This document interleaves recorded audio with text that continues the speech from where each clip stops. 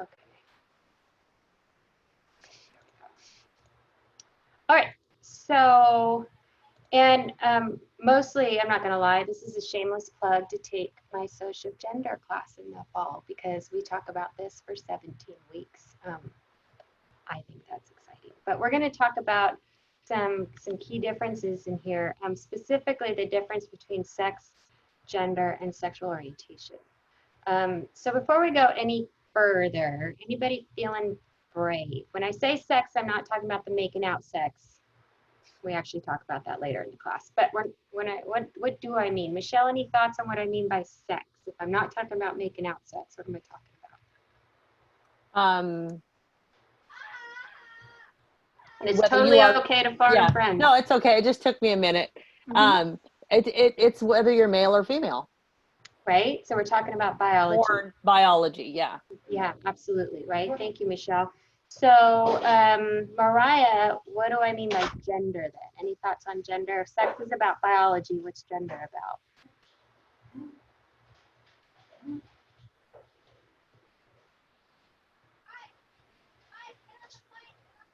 Darn it, we're still having a hard time hearing you. Shoot. Okay, we might have to have you in the chat. Somebody help her out. Wendy, do you want to? I'm sure Mariah's saying something very smart, but Wendy, any thoughts on gender?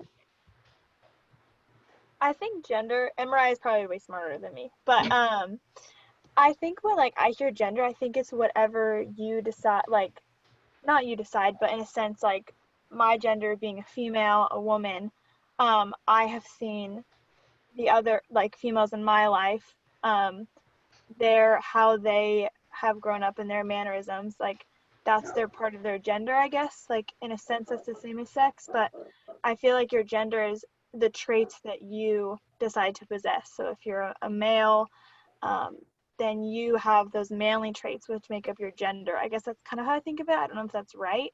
Yeah, you're totally on the right track. Thank you, Wendy, for letting me put you on the spot. Yeah, so to Michelle and Wendy, and I'm sure Mariah too, even though we couldn't hear you. Obviously, these things are related, but they're not the same thing, right? So that's what we're going to talk about. What do we mean by sex? What do we mean by gender? And then I put sexual orientation on here, not because you're going to see it this week. That's not the focus. But would you agree that sometimes, a lot of times out in the world, these concepts get all mushed together and they're actually really different things. So I thought it would be worth to kind of unpack them a little bit. So let's, Michelle said it much better than this big ugly slide here. But yeah, sex is really biology, right? Penises, vaginas, chromosomes, hormones, right? We're talking about biology. And just to keep it interesting, biology can be defined in kind of two categories, right? Primary sex characteristics, secondary sex characteristics. I don't want to go too far down this rabbit hole, but primary sex characteristics talk about basically those things are necessary for reproduction, right? So we're talking about ovaries and uteruses and testicles and all that stuff, right? What we tend to think of when we think of biological differences. Secondary sex characteristics are all the biological differences that don't really have anything to do with reproduction, right? So you'll see the list down here, right? That men tend to grow facial hair and women don't, right? Or women tend to have higher voices and men don't. Those kind of biological differences that don't really correlate to reproduction. Yeah, questions about that? Because we're going to mess with your categories a little bit. So, and again, you're not going to see a whole lot of this in this week, but I think it's important. We tend to think of biology as pretty clear cut, right? Heather, this isn't complicated. There's two categories. There's you know, male and there's female, but of course biology is not tidy. Biology is actually really messy. So you probably heard the term, you know, a gender spectrum. There's actually a sex spectrum too, right? That most people do not fall entirely into the male category or female category. There's more of a spectrum. And so a third category is intersex. Raise your hand if you've heard that phrase, intersex. If you haven't, it's totally fine. Okay, some have, some haven't. So whoever raised their hand, anybody want to share, what do we mean by intersex? Somebody who's intersex. Michelle, help us out. You're born with both male and female anatomy. Right, thank you. So yeah, the old-timey term was hermaphrodites. anybody familiar with that, right? So that is not the term anymore, right? It's generally considered a pretty tacky term. So the new term now is intersex, and intersex is an umbrella term, and then it covers sort of anywhere from somebody having, both obvious genitalia, right, born with both a vagina and a penis, for example, all the way to someone can be intersex if they have an extra X chromosome or an extra Y chromosome, right? So intersex is a very broad category. Most intersex people do not obviously look, quote, intersex, right? Most of them are, there's kind of big variances. Some studies say 1 out of every 300 people is intersex. Some studies say 1 out of 3,000 people. Regardless, there's actually quite a few people that are intersex. Most of them don't even know it, right? Because it's on a chromosomal level. There was a famous case last few years, of a runner from a country in Africa, Caster Semenya. Is anybody familiar with her? So she's born female, right? She has female genitalia, and she's a track and field star, and she's kicking ass. She's doing really well, and her female competitors start accusing her of doping, right? She had this strong build, and she's just kicking their butts. And short story short, she got tested by these track and field doctors, and it turns out that instead of ovaries, she had undescended testicles, right? So she had no idea of this her whole life. And so would you agree that somebody who has a uterus and a vagina, but testicles instead of ovaries, like, they don't fit neatly into either of our boxes? And I would encourage you, I can send out something, but would you agree somebody like that really complicates the sports world, right? Our sports world is so organized by, no, there's a clear cut line, and we have to keep that line cut. So so I wish we had more time to talk about sex, take social gender, but I just kind of wanted to muddy the water there even, right? That nature is messy and doesn't map onto our cultural categories of male and female very well. But that's not what we're going to talk about this week. This week we're talking about gender, right? Because as Wendy rightly pointed out, that gender is much more about your identity, right? And how you think of yourself, how you express yourself, how you're supposed to behave, all these things that we're going to unpack. So gender is actually a really squishy concept, but I bring it up here because oftentimes we think sex determines our gender, but that is not the case, right? For most of us that does, so I'll out myself, right? I was born female and I identify as feminine, right? So those things totally go together in my case.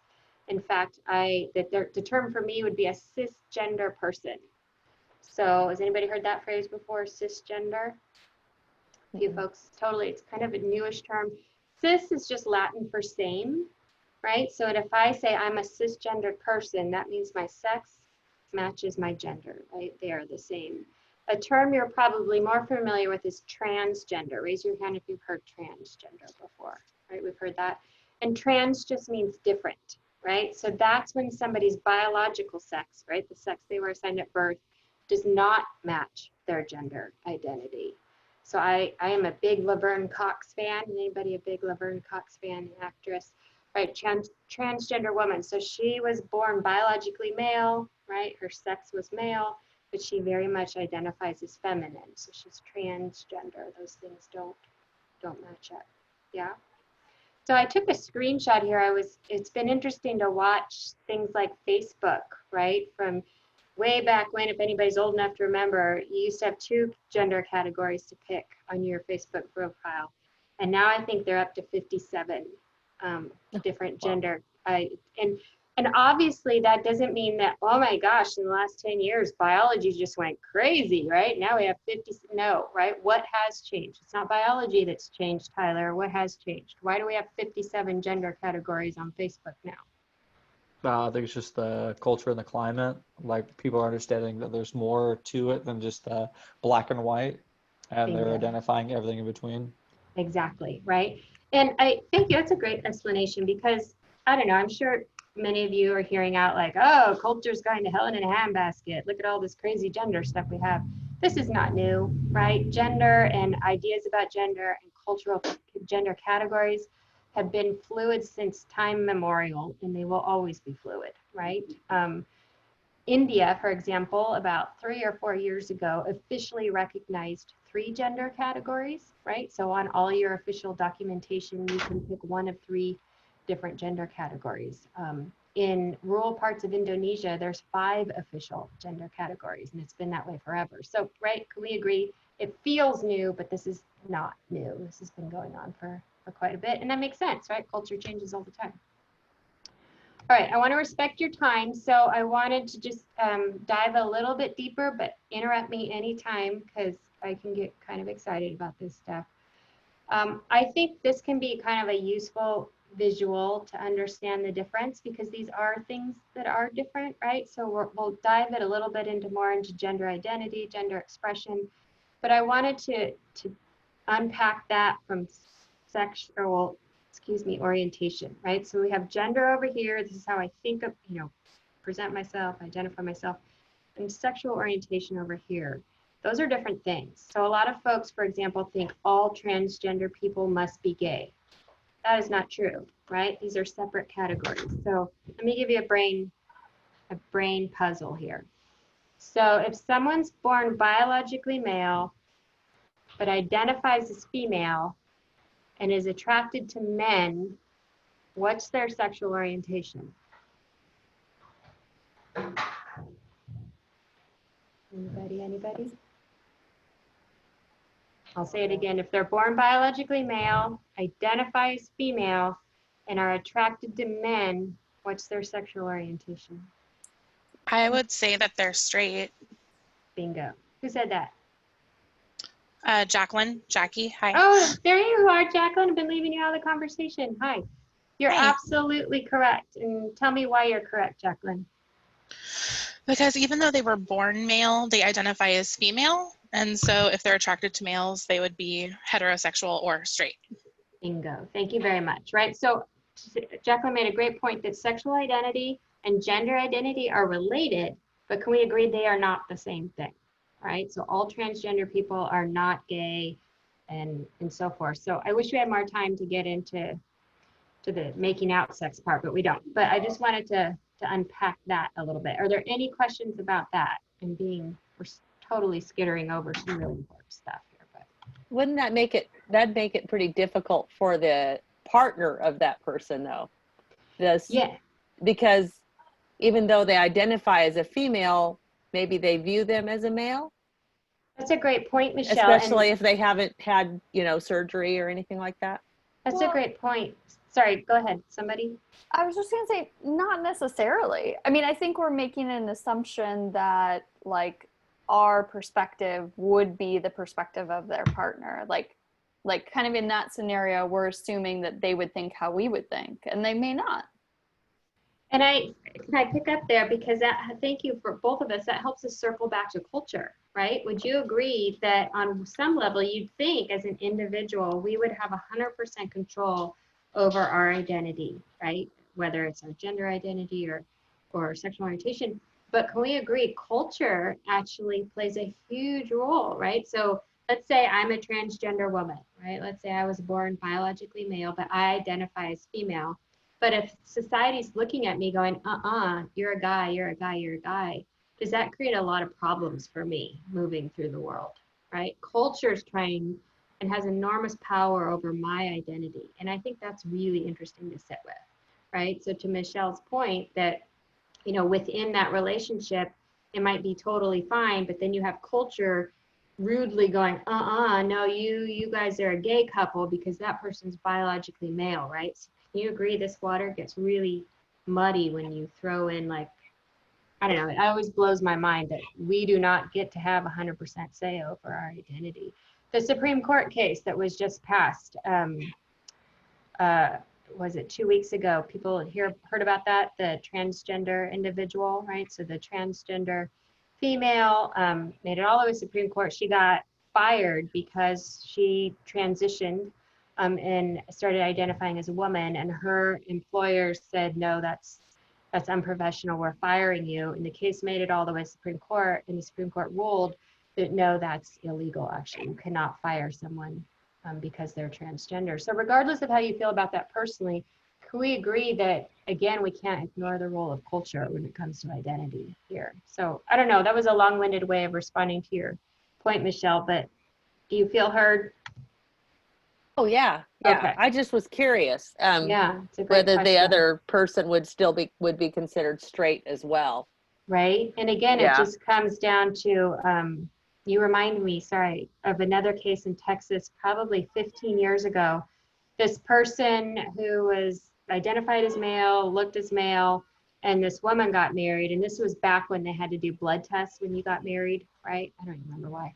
But they found that the person who was male actually had an extra X chromosome. So Texas said, you're not male, you're female, and now you can't get married because we don't allow same-sex marriage in Texas. Oh, Right? wow. So it's just fascinating, right? How we think these categories are really clear, but they're not, right? We make them up.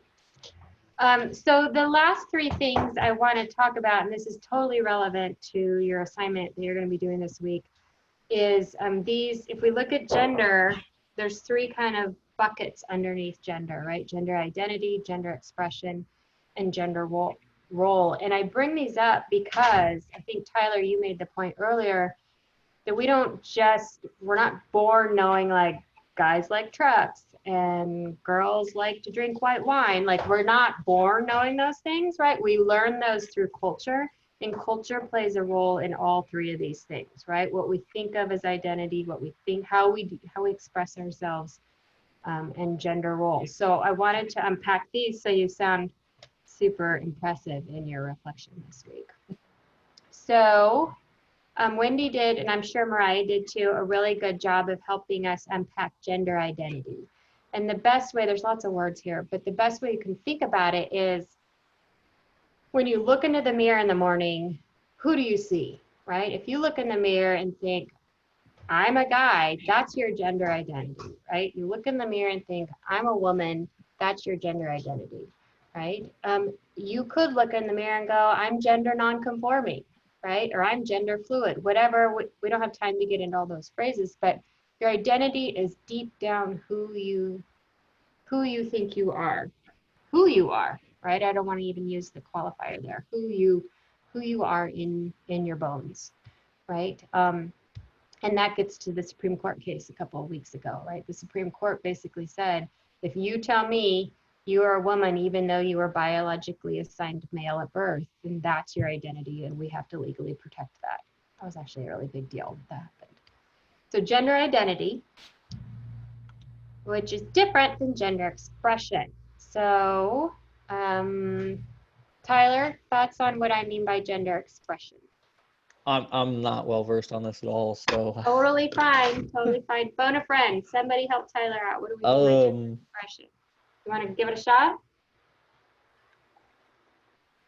Michelle? Oh, so gender identity, is that what you said? I'm Gender sorry. expression. Expression. Yeah. How you present yourself, whether you like, if you identify as a woman, if you wear makeup, if you have long hair, vice versa. If you're a woman and you identify more male, maybe you dress more masculine. Yes. Thank that's you, just... Michelle. Yeah, you nailed it. Absolutely. Oh, okay. And I love that you pointed out. So let's back up, right? We would think gender identity would always match with gender expression, right? So if you identify as female, you're always going to present feminine. Or if you identify as male, you're always going to present masculine. But Michelle rightly pointed out, do those always go together? And of course, the answer is no, right? How many of us know someone who identifies as female that has sort of, quote, tomboy characteristics, who presents or expresses in a little more masculine? Does anybody know anybody like that? I know somebody like that, right? Or the reverse. How many of us know someone who totally identifies as male, but maybe has more, quote, feminine characteristics in the music they like or the food they like or whatever, right? So yeah, gender expression is all those ways that we express our identity. And And Michelle nailed it. The most obvious is our hair and our clothes, right? But Kathy, tell me some other ways we express our gender. The list is pretty long. I mean, the roles we take, the careers that we choose, even our word choice, the volume that we speak at. Yes, right. Can we agree that the list of how we express gender is incredibly long? I love the examples, right? The careers. Would you agree careers are very gendered, right? No. There's sort of, you don't I don't think so? agree. Okay, No, not tell at me all. why. Tell me why. Because I identify very much as a female, and Mhm. I drove heavy equipment, and I loved it. Yes. And it's not a male job. It just has been advertised as that. Bingo. And you So, made my argument for me, right? Can we okay. agree that different sectors get gendered and like this is guy job and this is women's job? But the reality, this is crass, but you don't need a penis to drive heavy equipment, No. right? There's no genitalia involved in that. You don't need a vagina to be a nurse. I know, who knew, right? So, but seriousness, can we agree these gendering of careers, consciously or subconsciously, very much limits opportunity, right? I mean, I'm thinking about Oh yeah. young men who really want to get into early childhood education, but how many good early childhood educators we've lost because that's quote women's work, right? Mm-hmm. Or we limit our talent pool. Absolutely, right? So yeah, our careers are gendered. I love your example, Kathy, of words. Literally how we speak is gendered, right? In terms of our word choice, the tone. There's this whole podcast I was listening to on upspeak, where women tend to end their sentences more with a tone that sounds like a question, right? As opposed to being more assertive and like, this is what I think. There's this, well, this is what I think, right? So how we talk. One of my favorite examples is our food. Would you agree food is super gendered? So Wendy, thoughts on what is sort of manly food and what's girly food? Well, I think in a sense, like it's super odd, like thinking about food being gendered, but I mean, I guess if you really want to get into it, you could say men are more like, oh, I want to eat a steak every single night, and a girl can be just like that. Like, I'll eat steak every night. I mean, like, heck, why not? But at the same time, if you look at women, it goes into, oh, I maybe want a salad or something, and I think that's also due to we have a certain expectation of what we look like, and then it goes into that, and so men are more, they could afford to eat more calories, and then like what you're saying, that gender of what we eat then goes into another topic of what we're supposed to look like and expectations. So yeah, I never thought about that, but it is true. If you look at, I mean, if I look at what my brother eats compared to what I eat, it is very different. And kind of me and my sisters, we kind of do the same thing, and then it's my brother and dad, and you do see it. I've never just thought of it that way, so it's interesting. Cocktails too. Cocktails are gendered too. It makes me so annoyed. So annoyed, right? Jacqueline, give us an example of a manly drink. So a beer or, a glass of whiskey, those are something that are typically manly drinks, whereas like girls would obviously prefer like pina coladas or something like that, even though it's super not true. Super not true, right? So I love that we're all giggling here. It's really silly when you stop and think like, wait a minute, that's dumb, right? But can we agree, consciously and unconsciously, those expectations very much shape how we express ourselves. Another example is how we physically hold our bodies, right? Think about, how is a woman supposed to sit? With their legs crossed and very demure. Right? It's really uncomfortable. Versus men are allowed to sit how? Their legs spread apart. Right? Man spread, take up all the space.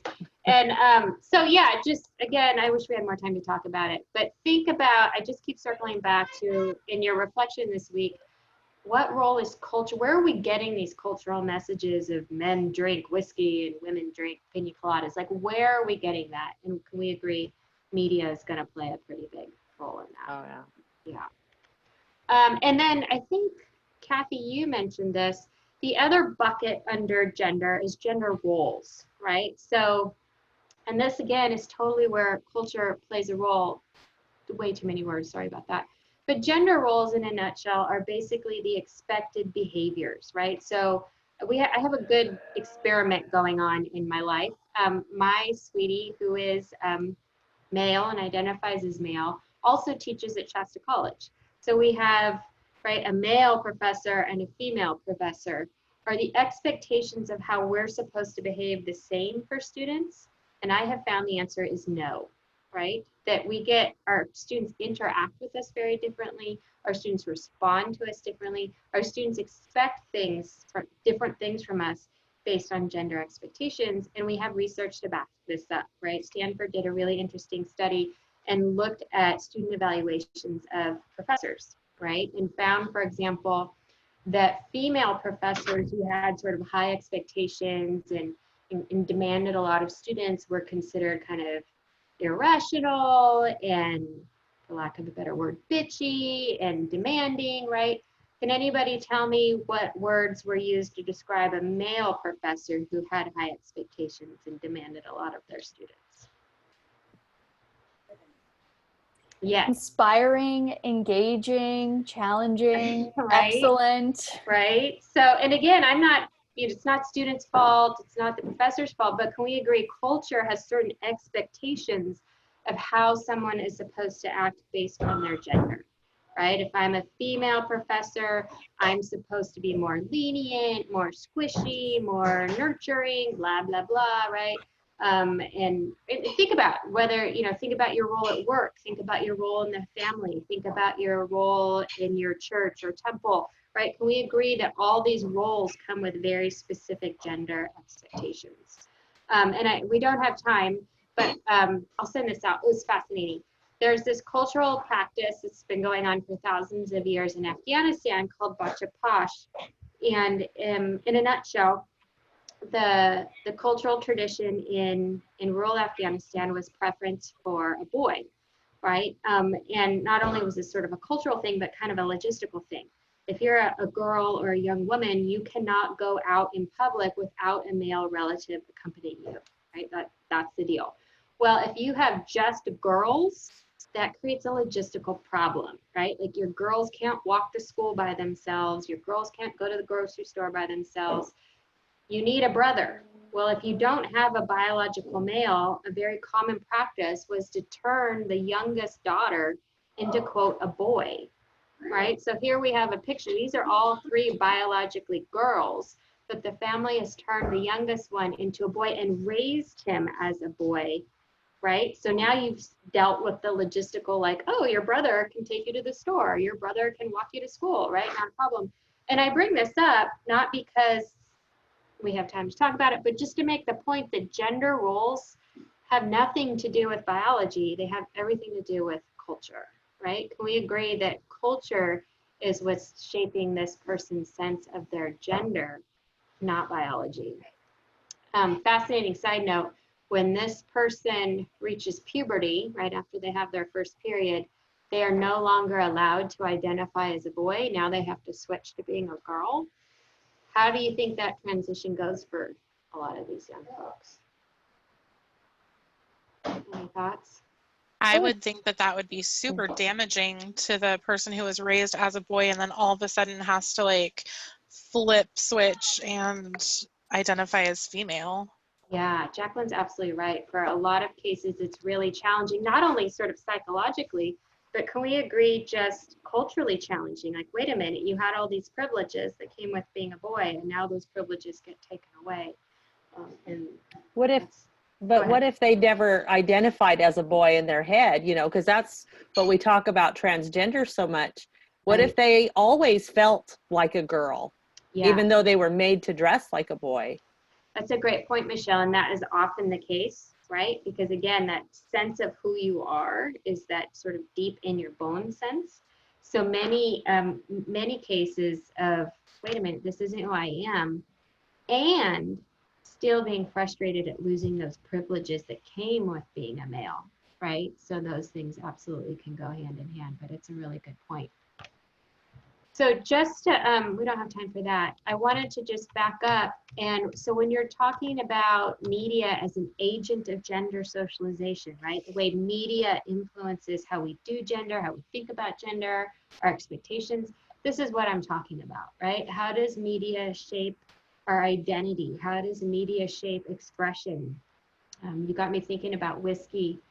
There's been this explosion of things like honey whiskey and apple whiskey. Anybody notice that? Anybody going to out themselves as being in Bevmo recently? Anyway, there's all this huge whiskey section. And at first I'm like, what's with all this super sweet whiskey? Can anybody guess who that's being marketed to? I would say women. Exactly, right? So these companies are like, wow, we've done such a great job of marketing whiskey as man drink. Well, that sucks. Now we're missing out on half the population. We could be making way more money. So let's make our whiskey girly so we can get more people drinking our whiskey, right? It's just, I think it's such a funny example. So now there's manly whiskey and girly whiskey, apparently. Can I make another little point? Yeah. I think it's sad though. Women can get away with drinking whiskey, but if a man gets caught drinking a pina colada with his buddies, he'll never hear the end of it. I love that you bring that up, Michelle, because we talk about that a lot in gender. Would you agree that there's a lot more leeway in terms of women expressing gender than there is men expressing gender, right? And if we talk about, this is a really sad topic, and we don't have time to talk about it, but if you look disproportionately who is victims of hate crimes and who is disproportionately murdered because of hate crimes, it's transgender women of color, right? So they number in the hundreds every year. So people that were born biologically male who identify as female that are racial ethnic minorities are disproportionately victims of hate crimes, and I would argue precisely because of that, right? It's okay to, like, if you're a girl, to wear pants and drink a beer, but if you're a guy, you better not be wearing a dress, and you better not be ordering pina coladas, and they've literally lost their lives for those kind of infractions. So yeah, really good point. So just the last kind of, to sum it up, if we were to package our whole conversation into one term, we're talking about gender ideologies here, right? And how we kind of think about what does it mean to be masculine, what does it mean to be feminine. Here in the West, we have this very binary gender ideology. Binary is just a fancy word for two, right? We have historically two categories, and if you don't fall perfectly into one or the other, can you agree you're subject to discrimination, right? Nobody's going to hire you, all these sorts of things. I mentioned in rural Indonesia, they have 5 gender categories. Can we agree someone who is transgender in Indonesia is probably going to have very different experiences than someone who's transgender here in the United States? Can somebody tell me why? If you have got 5 gender categories recognized versus 2, why would your experience be different?